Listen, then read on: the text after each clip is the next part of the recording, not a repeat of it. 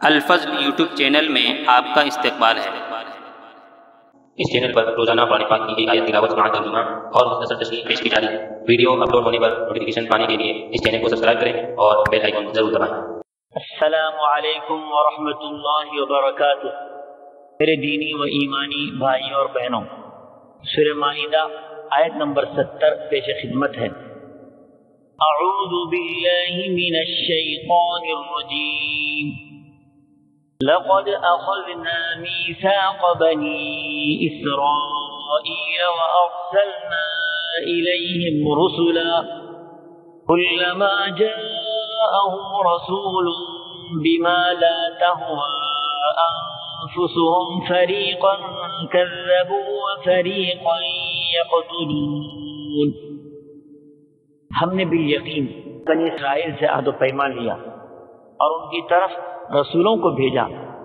جب کبھی رسول ان کے پاس وہ احکام لے کر آئے جو ان کی اپنی منشا کے خلاف تھے تو انہوں نے ان کی ایک جماعت کی تکذیب کی اور ایک جماعت کو قتل کر دیا۔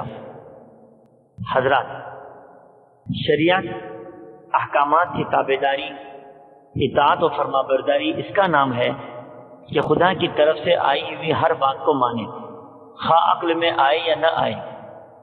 اطاعت اس کا نام نہیں ہے کہ عقل کے اعتبار سے بات سمجھ میں آئی تو مان لیا ورنہ انکار کیا۔ یہی عادت بنی اسرائیل کی تھی۔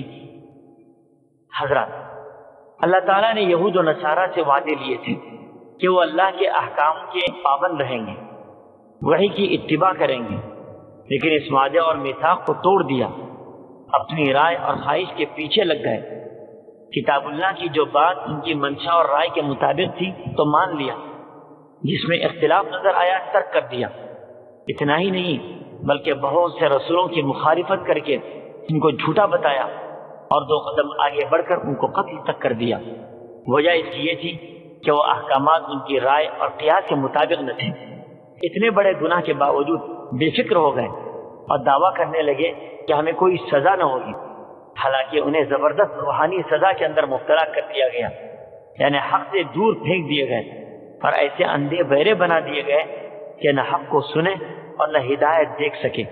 اللہ تعالیٰ ان کے کرتوت کا تذکرہ کرتے ہوئے ارشاد فرماتا ہے، كلما جاءهم رسول بما لا تهوى انفسهم فريقا كذبوا وفريقا يقتلون، یعنی جب کبھی رسول ان کے پاس وہ احکام لے کر آئے جو ان کی منشا کے خلاف تھے تو انہوں نے ان کی ایک جماعت کی تکذیب کی اور ایک جماعت کو قتل کر دیا۔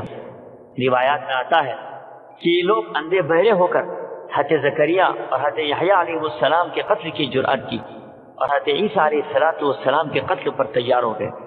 یہ تھی ان کی شرارت اور خباثت۔ اللہ تعالی ہم سب کو محفوظ رکھے اور دین کی صحیح سمجھ عطا فرمائے۔ آمین۔ وآخر دعوانا ان الحمد للہ رب العالمین۔